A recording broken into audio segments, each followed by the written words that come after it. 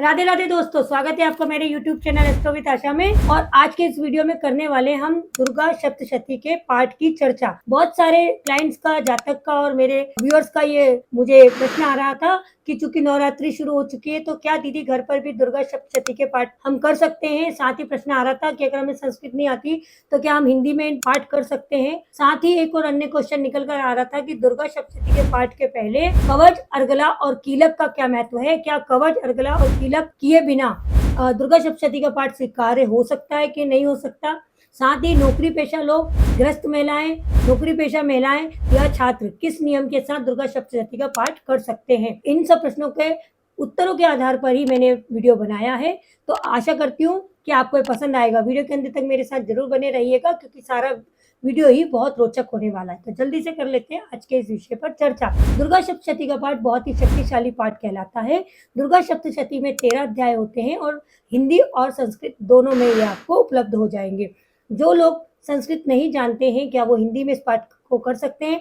बिल्कुल कर सकते हैं। अगर आप संस्कृत धारा प्रवाह नहीं बोल पाते हैं या संस्कृत पढ़ने में आपको कोई अड़चन है तो आप हिंदी में भी दुर्गा सप्तशती का पाठ कर सकते हैं। साथ ही अगर आप समृद्ध हैं, संपन्न हैं, तो आप किसी संस्कृत के विद्वान या संस्कृत के विशेष जानकार पंडित को, पुरोहित को बुलाकर भी दुर्गा सप्तशती का पाठ अपने घर में रख सकते हैं। अब प्रश्न आ रहा था दुर्गा सप्तशती का पाठ एक दिन में किया जा सकता है क्या। देखिए, जिसको दुर्गा सप्तशती का पाठ मौखिक याद है उसको भी दुर्गा सप्तशती का पाठ करने में 2.5 घंटा लगता है। अगर आप पहली बार दुर्गा सप्तशती का पाठ कर रहे हैं तो कम से कम आपको 13 अध्याय पूर्ण करने में 5 घंटे तक का समय लग सकता है। ये आपके ऊपर है कि आप यदि एक ही दिन में पूरा दुर्गा सप्तशती का पाठ करना चाहते हैं और आपके पास 5 घंटे बैठने की शक्ति, क्षमता है, अवश्य रूप से आप दुर्गा सप्तशती का पाठ एक ही दिन में पूर्ण करें। क्योंकि हमारे वैदिक ग्रंथों में दुर्गा सप्तशती के पाठ को एक ही दिन में पूर्ण करने का ही विधान है। यानी 13 अध्यायों का पूरा अध्ययन या पाठ आपको एक ही दिन में कर लेना चाहिए। दुर्गा सप्तशती का पाठ करते समय कुछ विशेष बातों का ध्यान रखना चाहिए, जैसे कि आप स्वच्छ धुले हुए वस्त्रों को धारण करके ही दुर्गा सप्तशती का पाठ करें।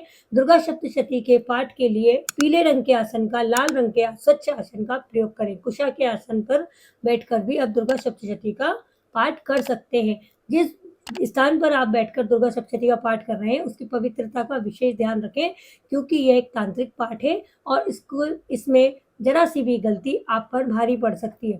अतः आप दुर्गा सप्तशती के पाठ में पवित्रता का, चाहे वो घर की पवित्रता हो, पूजा घर की पवित्रता हो या मानसिक पवित्रता हो, उसका विशेष ध्यान रखें। शारीरिक पवित्रता का भी आप विशेष ध्यान रखें। स्नान के तुरंत बाद ही आप दुर्गा सप्तशती के पाठ की तैयारी कर लें और आसन ग्रहण कर लें।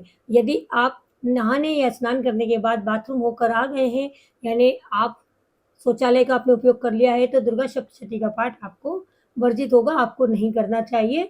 स्नान के बाद आपको टॉयलेट का उपयोग नहीं करना है और बिल्कुल स्वच्छ शरीर के साथ ही दुर्गा सप्तशती का पाठ करना है। दुर्गा सप्तशती के पाठ में कुछ चीज़ों का विशेष ध्यान रखें। कभी भी गोद में लेकर दुर्गा सप्तशती की पुस्तक या हाथ में लेकर पुस्तक पाठ नहीं करना है। व्यवस्थित रूप से एक चौकी पे लाल कपड़ा रखें या स्टैंड हो आपके घर में तो उस पर लाल कपड़ा बिछाएं, उस पर दुर्गा सप्तशती का पुस्तक को रखें और उसके बाद नियम अनुसार उस पर जल के छींटे मारें, हल्दी, कुकू, रोली चावल चढ़ाएं, उस पर एक लाल पुष्प रखें और उसके बाद ही दुर्गा सप्तशती के पाठ को आरंभ करें। दुर्गा सप्तशती का पाठ अगर आप कर रहे हैं तो एक कटोरी में या आचमनी में, जो भी आपके यहाँ उपलब्ध हो, तुलसी दल डालकर एक जल का पात्र अवश्य अपने समक्ष रखें, माँ दुर्गा को समर्पित करते हुए। साथ ही दुर्गा सप्तशती के पाठ के पहले या तो आप घर का हलवा बना लें या पवित्र आत्मा से लाया हुआ मिष्ठान जरूर से माता रानी को अर्पित करें। दुर्गा सप्तशती का पाठ 3 प्रकार से किया जाता है। एक तो संकल्पित, एक आराध्य देवी के नाम का और एक सुख समृद्धि की कामना के साथ मनवांछित फल की पूर्ति के लिए। अगर आप किसी विशेष संकल्प की पूर्ति के लिए मंत्र कर रहे हैं तो हाथ में थोड़े से अक्षत लेकर, एक पुष्प लेकर, एक का सिक्का लेकर, उसमें थोड़ा जल लेकर अपना संकल्प दोहराएं और उस पुष्प को, अक्षत को, जल को माता रानी को समर्पित करने के बाद ही दुर्गा सप्तशती का पाठ प्रारंभ करें। अगर आप किसी विशेष मनोकामना की पूर्ति के लिए या पूर्ति हो चुकी है उसके बाद आप सप्तशती का पाठ कर रहे हैं तो हाथ जोड़कर अपनी मनोकामना जरूर से माता रानी को प्रकट करें। इसके अलावा आप घर की सुख समृद्धि के लिए बिना किसी संकल्प के ही दुर्गा सप्तशती का पाठ नियमित रूप से कर रहे हैं तो इसमें किसी प्रकार संकल्प की आवश्यकता नहीं है, लेकिन फिर भी हाथ जोड़कर माता रानी को प्रणाम करके अपने घर की सुख समृद्धि की कामना के बाद ही पाठ को प्रारंभ करें। अब एक अगला क्वेश्चन निकल कर आ रहा था कि क्या दुर्गा सप्तशती के पाठ में कवच, अर्गला और कीलक किया जाना आवश्यक है? हाँ, बिल्कुल विशेष रूप से कवच करना, अर्गला करना और कीलक करना अति आवश्यक है। कवच जो है वो माता रानी की, दुर्गा की शक्ति का कवच है। उसको करने से आपको दुर्गा सप्तशती की पूर्ण आशीर्वाद प्राप्त होगा। माँ दुर्गा की शक्ति का कवच आपको प्रदान माता रानी करेगी और आपकी दुर्गा सप्तशती का जो आपने पाठ किया उसका पूरा पुण्य लाभ प्राप्त होगा।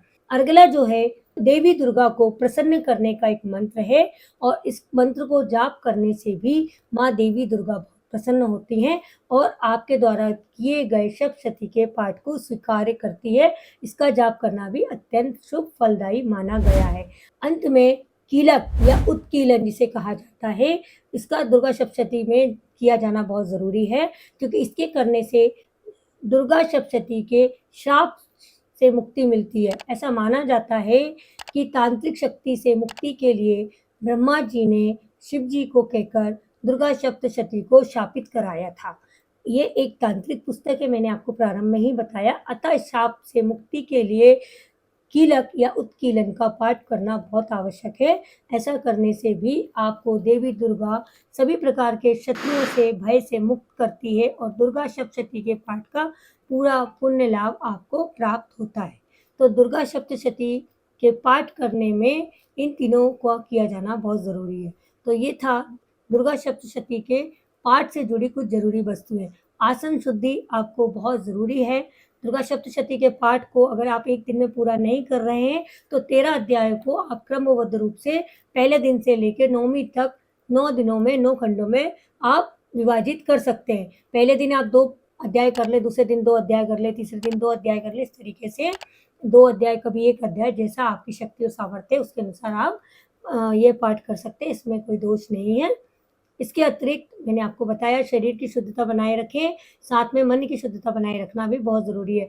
अगर आपके घर में नवरात्रि की ज्योत जल रही है, अगर आपके घर में जवारे हैं, अगर आपके घर में दुर्गा सप्तशती का पाठ हो रहा है, तो इस बात का विशेष ध्यान रखें कि 9 दिन माता रानी को हवन सामग्री की 3 आहुतियाँ आपको अवश्य रूप से देनी है और हवन की प्रक्रिया सुबह या शाम में एक बार ज़रूर से करनी है। साथ ही घर में लहसुन प्याज का उपयोग बिल्कुल से नहीं करना है। तामसिक भोजन यानी अधिक मिर्च मसाले का भोजन भी, अधिक तेल मसाले युक्त भोजन का भी उपयोग आपको नहीं करना। अगर आप 9 दिन व्रतधारी हैं तो फलों का आप उपयोग कर रहे हैं, फलाहार कर रहे हैं, तो आपके लिए बहुत ही ज़्यादा देवी माँ की कृपा बनी रहेगी। लेकिन अगर आप किसी कारण 1 दिन का, 2 दिन का, 3 दिन का ही व्रत कर रहे हैं, बाकी दिन भोजन कर रहे हैं, तो तामसिक भोजन को ना ग्रहण करें। इससे आपके जीवन में बहुत ही तरक्की और समृद्धि बनी रहेगी। दुर्गा सप्तशती का पाठ समय अभाव के कारण नहीं कर पा रहे हैं, वो ऐसा इसका लाभ कैसे लें, ये एक प्रश्न आ रहा था। तो आप कुंचिका स्तोत्र का पाठ रोज कर सकते हैं।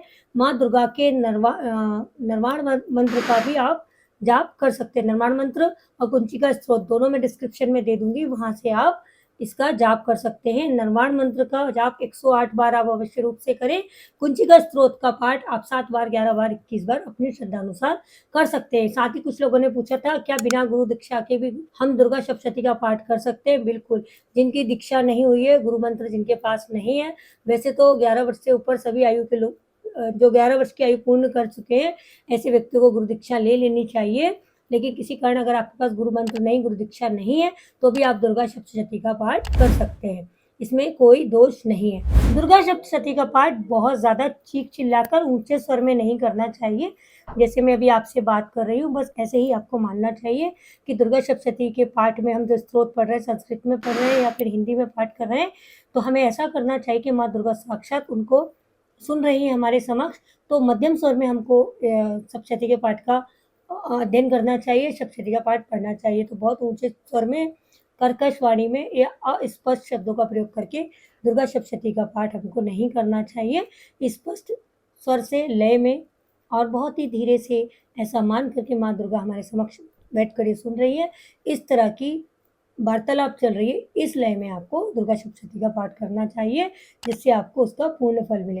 अब लोगों ने पूछा था दुर्गा सप्तशती के पाठ से हमें क्या क्या फायदा होता है। दुर्गा सप्तशती के पाठ से आपको बहुत सारे लाभ होते हैं। करियर में आपके ग्रोथ होती है, आपकी मनोकामना की पूर्ति होती है। साथ ही अगर आप पे शत्रु बाधा चली आ रही है, मैंने बताया तांत्रिक ग्रंथ है, तो शत्रु बाधा समाप्त होती है। अगर आप पर किसी ने उच्चाटन किया है, मारण किया है, आप बहुत जल्दी नज़र की चपेट में आ जाते हैं, अगर आपको बहुत जल्दी नज़र दोष हो जाता है, अगर आपके घर में बरकत नहीं हो रही है या आपके घर में धन तो आता बहुत है लेकिन जाता भी बहुत है, अगर कोई लंबे समय से आपके घर में रोगी हुआ है, शारीरिक रूप से अगर कोई रोगी है, मानसिक रूप से अगर कोई रोगी है, तो उन रोगों से आपको मुक्ति मिल जाती है, वाणी में शुद्धता आती है। जिनके भी परिवार का कोई बच्चा हकलाता है, तुतलाता है या बोल नहीं पाता है या जिसको बोलने में प्रॉब्लम है, जिनके घर के बच्चे जो है वो बहुत ज़्यादा इंट्रोवर्ट है, मतलब अकेले रहना पसंद करते हैं, ऐसे बच्चों को भी दुर्गा सप्तशती के पाठ के समय जो आपने जल रखा है ना आचमनी में या कटोरी में, वो पिलाने से तुरंत लाभ होता है। साथ ही अगर घर के कोई बुजुर्ग हैं जो लंबे समय से बीमार है, जिन्होंने बिस्तर पकड़ लिया है, ऐसे बुजुर्गों को भी वह पानी पिलाने से तुरंत लाभ होता है। अगर आपका शत्रु बाधा है, आपके घर में अगर वास्तु दोष है, तो दुर्गा सप्तशती के उपरांत जो जल आपने रखा है, सभी जल पीने के बाद बचे हुए जल का छिड़काव घर में करें। ऐसे करने से भी घर का वास्तु दोष दूर होता है। तो दुर्गा सप्तशती के बहुत सारे फायदे हैं।